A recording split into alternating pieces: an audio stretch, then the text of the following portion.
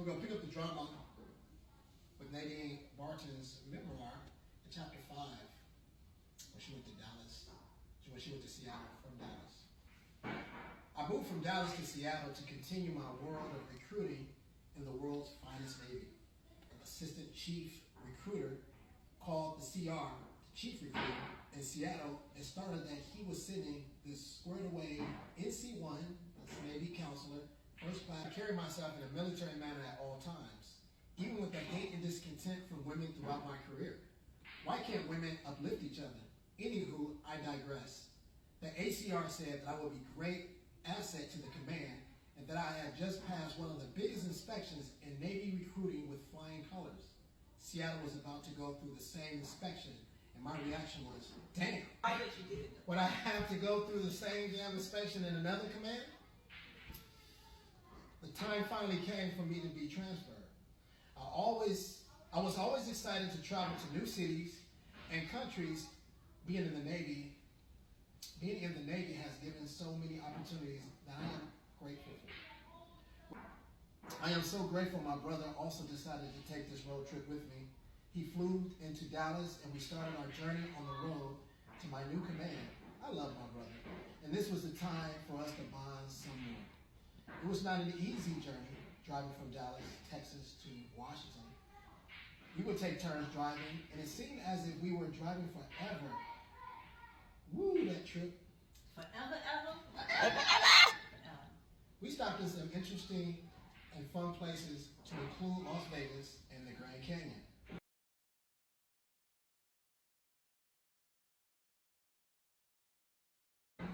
The Grand Canyon. The Grand Canyon. I checked in the command, was very excited. Not because they're enthusiastic about this inspection, since I just got through one a few months before. Oh well. Oh well. Oh well. Hello.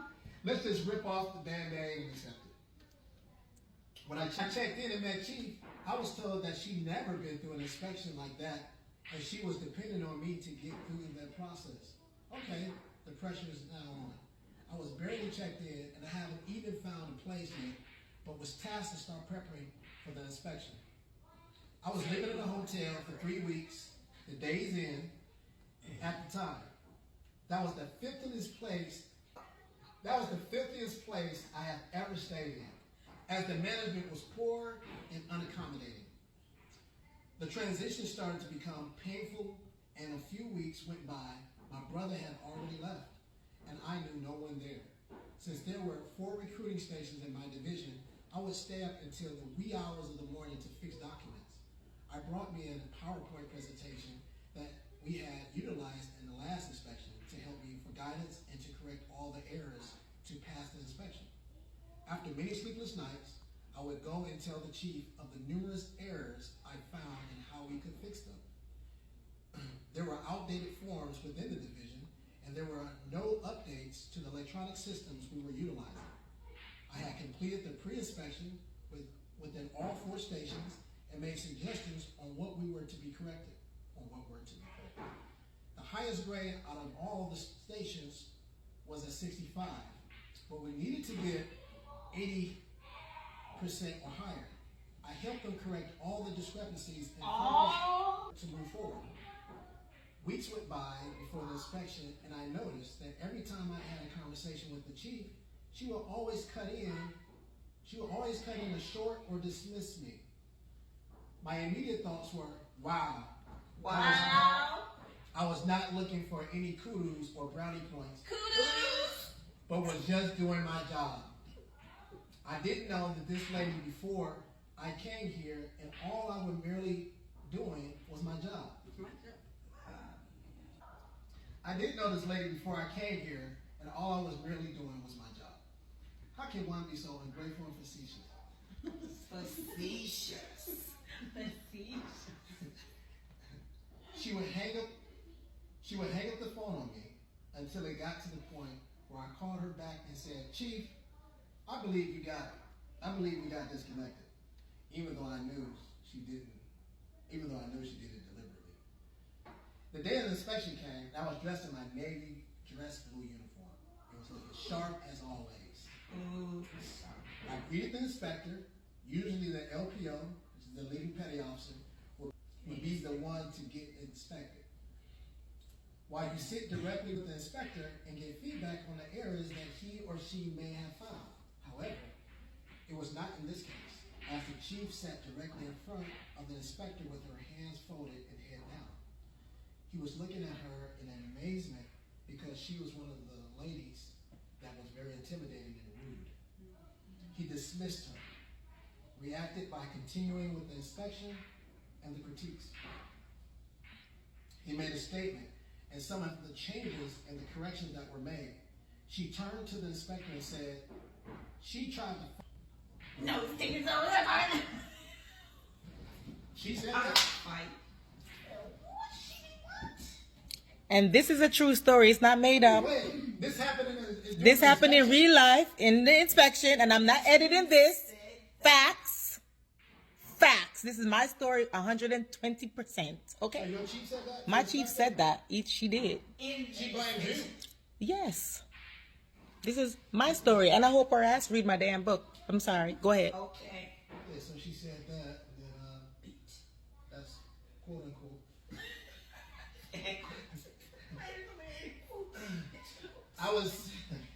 I was in dismay, as were the inspector. Dismay. And as are we. There you go. How can a chief that you're supposed to look up to make a such derogatory statement about you? Needless to say, after the inspection, my life in division working for her was hell. Hell on earth. Scorched earth. Me was hell. Having me come to work on Saturdays, even with my station was at mission, was hell. I would have sleepless nights and would just go home and cry. I felt the mental abuse, I felt the hatred, and I felt abusive leadership. All of my years in the United States Navy, I never experienced anything like that. I just wanted to disappear. One morning, I received a phone call from the chief stating that Hello, Mr. Chief. I didn't have a certain document for an applicant that was going to join the Navy. I was meticulous in keeping my documents safeguarded. I looked at my files and told her that I had copied the document and that I am looking at it right now. So the original document should be in the applicant's package. She responded, shut the fuck up. What I am talking to you. She said, She said that. In 5 words. Now, retired Lieutenant Commander retired. What would you think about this? What are your thoughts? I must have the Bible possibility. Not in your Navy, right? Not in my name. But it happened. Who let her in? Who let her in? There you go. There you have it. that was horrible. That's horrible. That's total disrespectful Because leadership.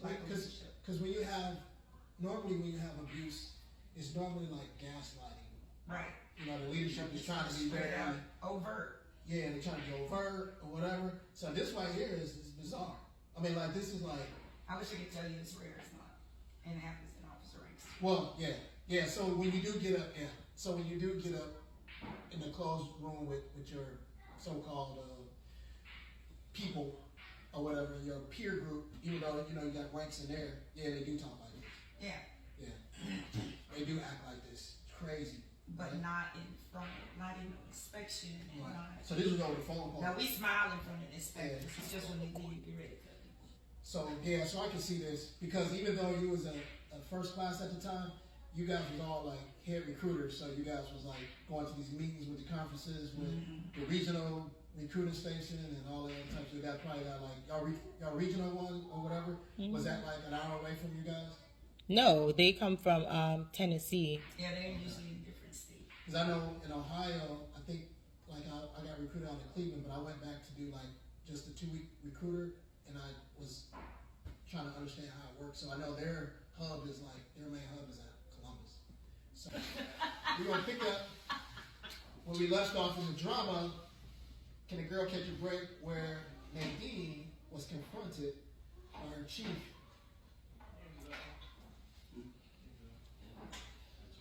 Wow. the chief petty officer in the United States Navy tell her sailor that? Well, this abuse was over. I had reached my wits end and needed to speak with someone higher than me. Why higher than her? We'll pick up where Nadine was cursed out by her superior. I submitted a special request to speak with the commanding officer. As soon as I submitted the paperwork, 3 higher-ranking personnel showed up to my office unannounced. It was a form of intimidation as they were trying to prevent me from talking to the commanding officer. The day finally came when I had to meet with the commanding officer. To my understanding, I was meeting with the abuser and some other people on the panel. I felt sick to my stomach. I took my purse and pressed the record button on my phone because I didn't know what to expect. It was a strategy to protect myself. I sat in the middle of the room and questions started coming to me left and right, front and center.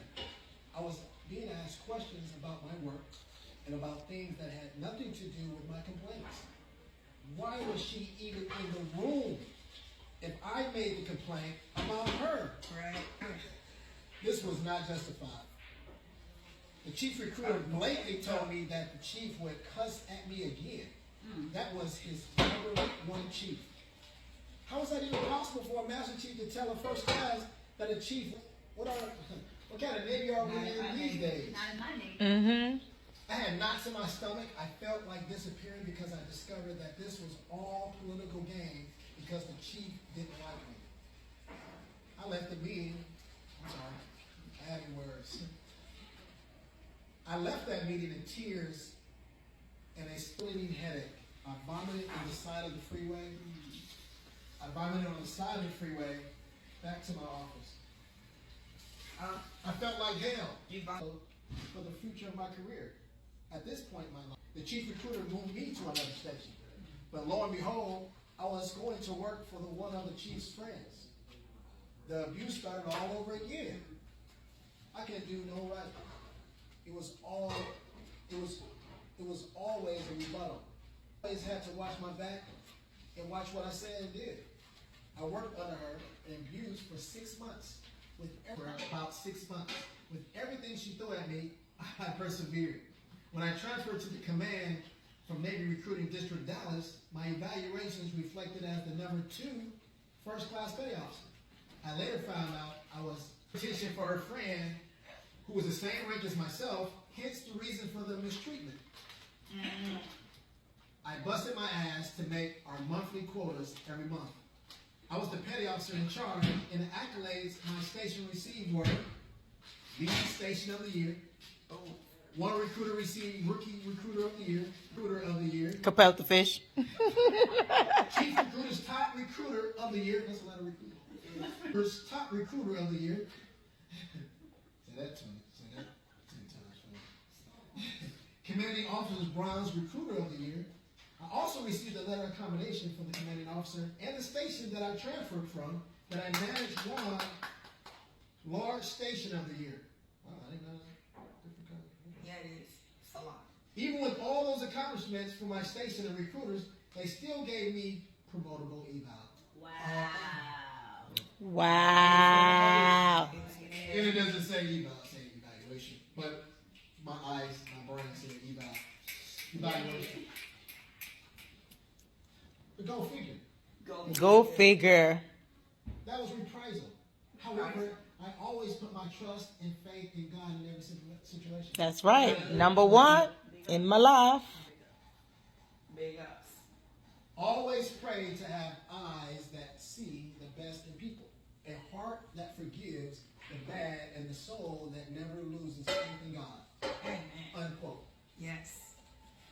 They did everything in their power to bring me down. Even with the promotable evaluation, I was still promoted to chief petty officer. After she went through the high points of her life. What are your thoughts after reading this chapter? What do you think? They wanted to hold her back, and they saw the greatness and the potential that she had. They tried to stop her, and they couldn't, because God is the one who saw her become a chief and see wicked doings of them. Because I guarantee you that from your story, that you're not the only person that they have done this to. Not just in the Navy, but I guarantee you in their personal lives. Right. That these individuals have done things that they saw that were jealous. People that they saw jealous, right? Cousins and family reunions and stuff. You're not the only person, but you was the newest one. And with the military, unlike her family members, they ain't got no rules and regulations. But they didn't expect me to be a fighter, because here's the thing: what God has for you, no man can take it away. That's right. But with you in the position that you're in, that you have to follow the UCMJ, you have to be respectful, you got all these rules and stuff, they felt like you was the perfect target. Because they can't do that to their family, because their family like, I'm going to take these earrings off. I have to pull it up. Exactly. Get some Vaseline. But with you, they know that that's possible but rare. Especially as somebody who's trying to go to first class, you just going to go home and cry and try to deal with it. And they know that's how you're going to try to cope with it. So, but they don't know I had a lot of prior warriors around me. They don't know that I was protected. And so what I want to say is the next time that when you think that you can't, remember that you can because Nadine did. And you too can be a girl that catches a break. So all hail to Queen Nadine. The guy or girl that can catch a break, because CAG not just only mean can a girl catch a break, but the G also means can a guy catch a break. there's a first class. There's an NC1 male that has identical story with different Yeah, I had one that went through it with me too. You think that you can't, remember that you can because Nadine did. So when you think that you can't catch a break, remember that God is always with you.